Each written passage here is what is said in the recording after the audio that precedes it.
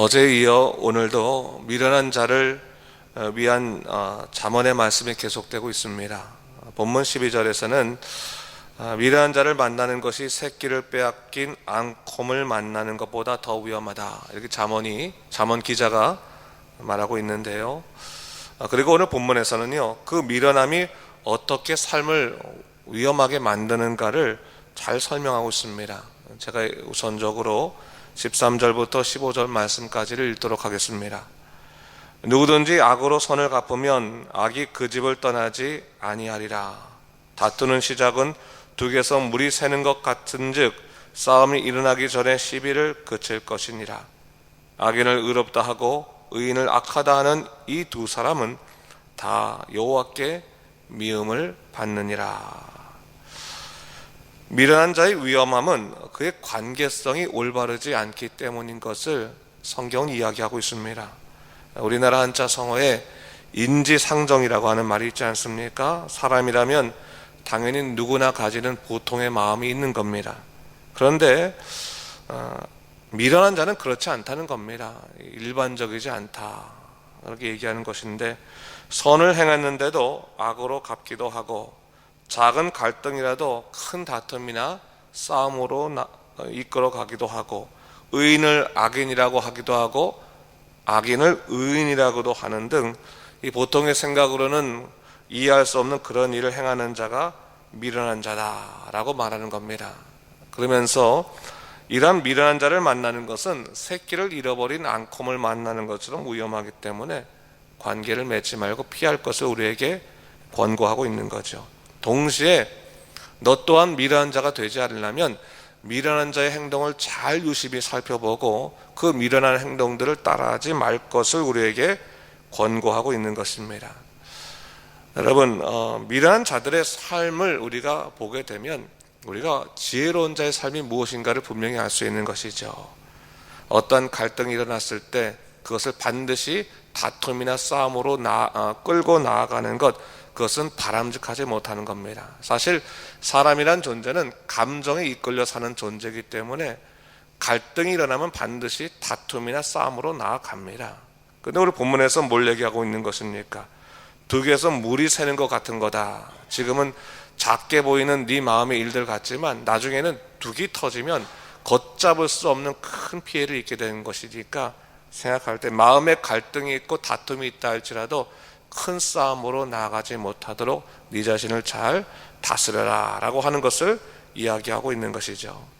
자, 그렇다면 이러한 어떻게 보면 억울한 상황들, 속상한 상황들 속에서 믿는 자들은 어떻게 해야 될 것인가?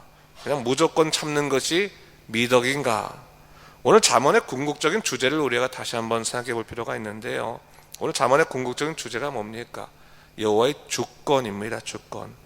16장 3절 말씀에서 성경이 이렇게 말하죠. 모든 행사를 여호와께 맡기라. 그리하면 네가 경영하는 것이 이루어지리라 말씀하셨습니다. 하나님이 우리 인생을 다스리신다는 것을 믿는다면 지금의 우리의 상황이나 감정들까지도 하나님께 맡길 수 있어야 하는 것이다. 분명히 우리의 감정이 우리의 생각보다 더 먼저 가고 우리의 믿음보다도 훨씬 더 먼저 갈 수 있겠지만, 그러나 하나님이 우리의 주권자이심을 믿는다면 우리의 판단의 기준도 우리의 감정도 주님 앞에 내려놓고 하나님께 맡길 수 있어야 되는 것이다 라고 하는 것을 얘기하고 있는 겁니다. 그래서 판단의 기준이 뭐냐? 하나님의 말씀이죠. 하나님이 원하시는 것은 하는 것이고 하나님이 원치 아니하시는 것은 멈추는 것이고 내려놓는 것이 우리 믿는 자들의 그런 신앙적인 삶인 것을 우리가 이야기한다면, 하나님께서 모든 것을 주관하신다고 생각하면 우리 마음이 편해지는 겁니다. 우리 모든 것이 그렇지 않겠습니까? 우리의 부족함도 우리의 연약함도 우리의 실패도 다 하나님 안에 있다고 생각하게 되면 마음이 좀 편해지잖아요. 여러분, 아무리 우리가 어려움에 있다 할지라도 하나님께서 궁극적으로 우리를 승리케 하시는 것이 하나님의 약속의 터인데 하나님께 맡기고 하나님께서 인도하시는 것을 우리가 믿게 된다면 우리는 마음의 평안을 누릴 수 있게 될 것입니다. 그것을 22절 말씀에 이렇게 얘기하고 있습니다. 마음의 즐거움은 양약이라도 심령의 근심은 뼈를 마르게 하느니라 라고 하고 있습니다. 마음의 즐거움이라고 하는 것은 단순히 기쁨이라고 하는 찬을 넘어서서 평강함을 이야기하는 것입니다. 마음의 샬롬은 어디서부터 오는 것인가? 하나님으로부터 온다. 그리고 그 마음의 샬롬은 어떤 약보다 더 나은 것이다. 하지만 마음을 지배하는 그 근심은 뼈를 마르게 하는 것처럼 사람을 상하게 하기 때문에 너희들이 무엇을 구할 것인가? 마음의 평화를 구하라. 마음의 즐거움을 구하라 라고 이야기하고 있습니다.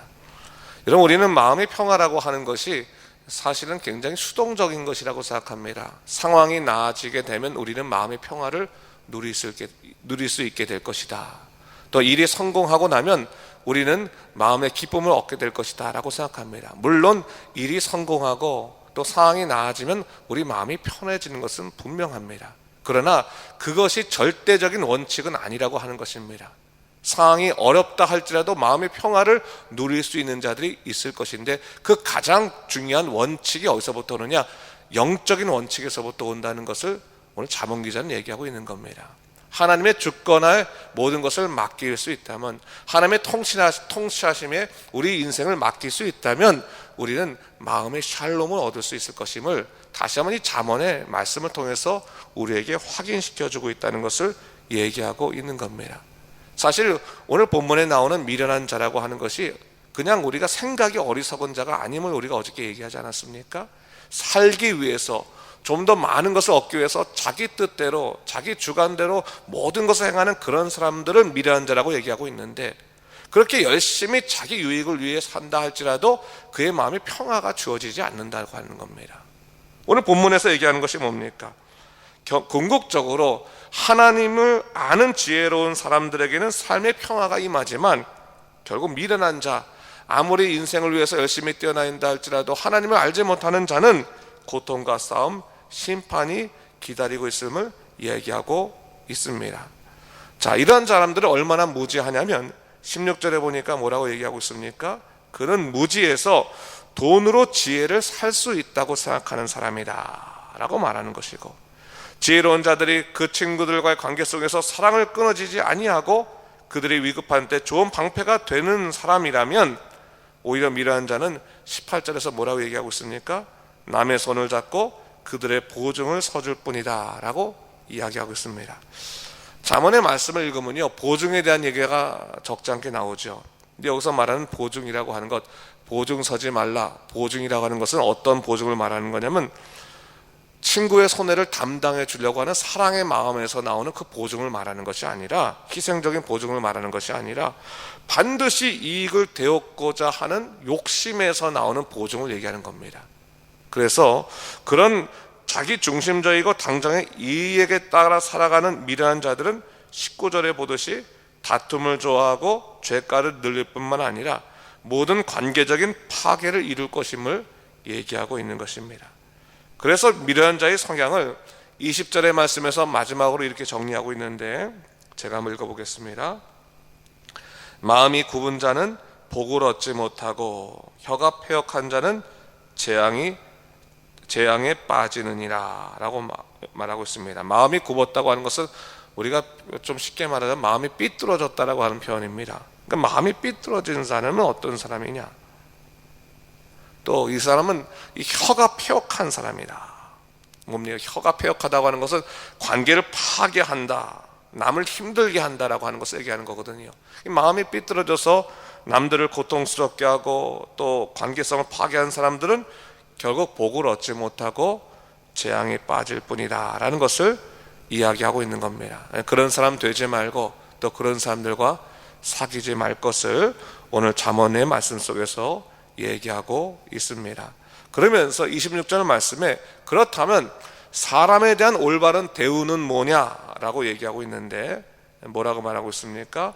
의인을 벌하거나 귀인을 정직하다고 때리는 것은 선하지 못하다라고 얘기하고 있습니다.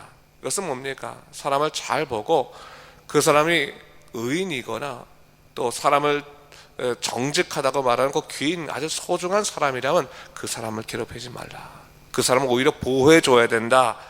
그렇게 오히려 이 세상은 힘이 있고 또 어떻게 보면 권세 있는 자들에게는 굽신거리고 힘이 약하고 착하게 사는 사람들에게는 더 이 폐역할 때가 있는데 그러지 말라는 거죠. 오히려 열심히 살아가는 사람들, 지혜롭게 살아가는 사람들을 잘 대우해줘라 라고 하는 것을 얘기하고 있습니다. 그러면서 마지막으로 미련한 자에 관한 교훈을 하나 더 얘기하고 있는데 뭘 얘기하고 있습니까? 너희가 미련할지라도 슬기롭게 보이는 방법이 있는 건데 이것이 뭐냐? 말을 아끼는 것이다 라고 말하는 겁니다. 여기서 말을 아낀다고 하는 말은 과묵하라고 하는 의미가 아니라 쓸데없는 인기나 인정을 받으려고 하지 말고 상황에 적절한 말을 할 것을 이야기하고 있는 것이죠. 자, 오늘 본문의 말씀을 다시 한번 읽으면서 아주 일상적인 교훈입니다. 여러분 이것은 해석하지 않더라도 하나하나 여러분의 삶에 적용할 수 있는 좋은 말씀인데 이 말씀의 가장 중요한 핵심은 다른 데 있지 않습니다. 하나님의 통치를 인정하고 그 통치 안에서 살라는 겁니다. 통치 안에서 자기가 인생의 주인 되지 말고 하나님의 인생의 주인 되셔서 하나님 안에서 하나님의 기뻐하시는 인생 살아가는 것이 마땅한 삶이고 그럴 때 우리 마음에 진정한 평화로운 삶이 임할 수 있을 것임을 얘기하고 있는 것입니다. 다시 한번 하나님께서 주시는 그 말씀들을 잘 기억하시고요, 여러분 묵상하시고 언제나 주의 믿음 가운데 살아간 여러분 되시기를 주님의 이름으로 축원합니다. 기도하겠습니다. 주님 감사합니다. 이 아침에 이 잠언의 말씀을 통해서 다시 한번 우리의 삶을 돌아보게 됩니다. 이 세상에는 하나님을 알지 못하는 미련한 사람들이 있고 또 하나님을 알고 하나님 뜻대로 사는 지혜로운 사람들도 있습니다. 때로는 우리가 살아갈 때 하나님을 알고 하나님 뜻대로 살아가는 사람들에 대해서 우리가 제대로 평가하지 못하고 오히려 세상의 미련한 자들을 따라가는 삶을 살 때도 적지 않습니다. 그러나 오늘 본문의 말씀을 통해서 다시 한번 깨닫는 것은 주여 우리가 지혜로운 삶 살게 하여 주시옵소서. 오직 하나님을 경외하고 그분의 통치를 인정하고 살아가는 믿음의 삶을 살아갈 수 있도록 우리를 붙잡아 주시옵소서. 감사드리며 이 모든 말씀 우리 주 예수 그리스도 이름으로 간절히 기도드립니다. 아멘.